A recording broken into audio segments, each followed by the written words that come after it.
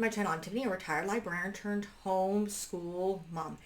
And in this video, we're going to be talking about the original 1937 Snow White. So this is the first full-length animated feature in the United States.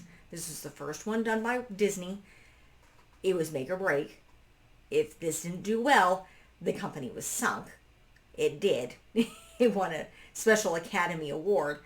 So this is really, it's for the historical value.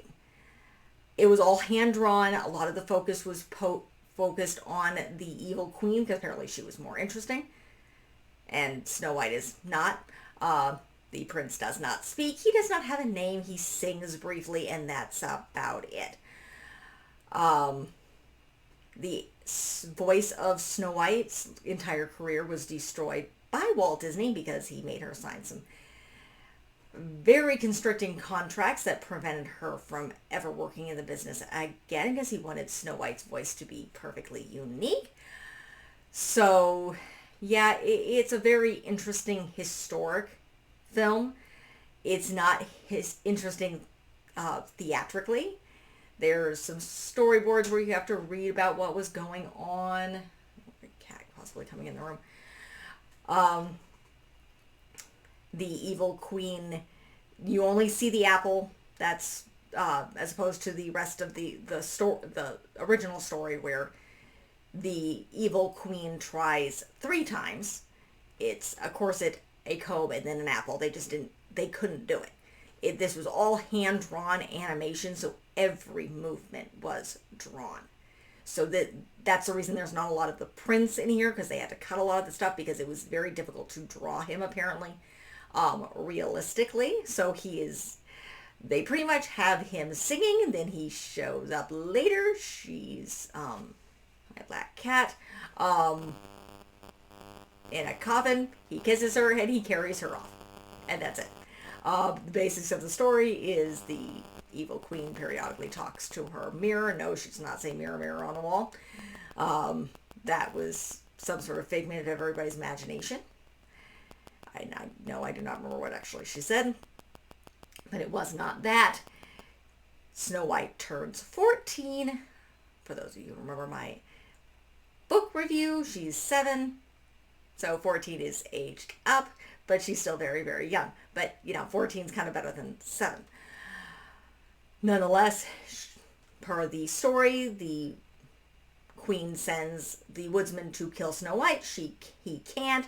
He sends her off into the woods. She finds the cabin with the 7 dwarfs. In the original story, they do not have names. She and her animal friends, which, the whole cleaning animals is a trope that continues back into the 50s with both Cinderella and Sleeping Beauty. But this is where it starts. And they clean up. And then she falls asleep upstairs. The dwarves come home. They freak out because their house is clean. And agree to protect her. The evil queen realizes Snow White's not dead. And where she is, thanks to the magic mirror. They have some dancing and singing scenes. They go to sleep.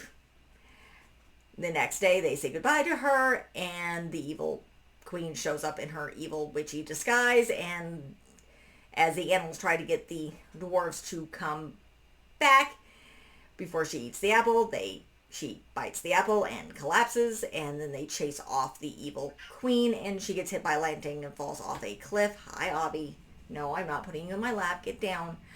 And then you have a whole side, basically written thing where it's like they can't bear to put her in the ground, so they make a glass coffin and they stand vigil. It's like fall, winter, next spring, prince shows up, magically the lid comes off, and he kisses her. She wakes up. Everybody is happy because the spell that the evil queen puts on her, you clearly see it when she's looking at the spell that only true love's first kiss can wake her up. Yeah. The beginning of the Disney trope of love at first sight and love at first kiss, that they now make fun of. But this is where it began, and he carries her off into the sunset. And that is it. It's an hour and 23 minutes. That includes the credits, which can be very, very long. and it was very much a make or break film because they called it Walt's Folly because they thought it was going to completely destroy the company. Instead, the money it made, it created their Burbank studios in California, so that's what it paid for, and it got them an Oscar, and it started the animation, which again, they did not do another Disney princess film until the 50s. But again, this was 1937. This was during the Great Depression. This was before World War II. Hitler had not invaded Poland yet. It wasn't until the following year. So this was still in the midst of Great Depression. Nobody knew what was going on in the future. And so the next Disney animation film was not until the 50s, and probably that was because of the war. So they were busy making, working for the War Department, doing a lot of other stuff.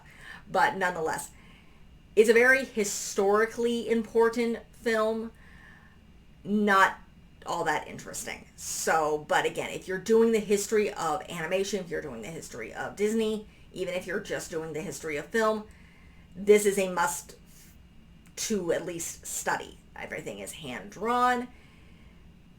But again, this is the start of full-length animation, at least probably in the United States and most of Europe. So that is it for this review. If you like what you see, be sure to like and subscribe. I will be continuing on with more Snow White as September goes on. So like and subscribe, and I will see you next time. Thank you.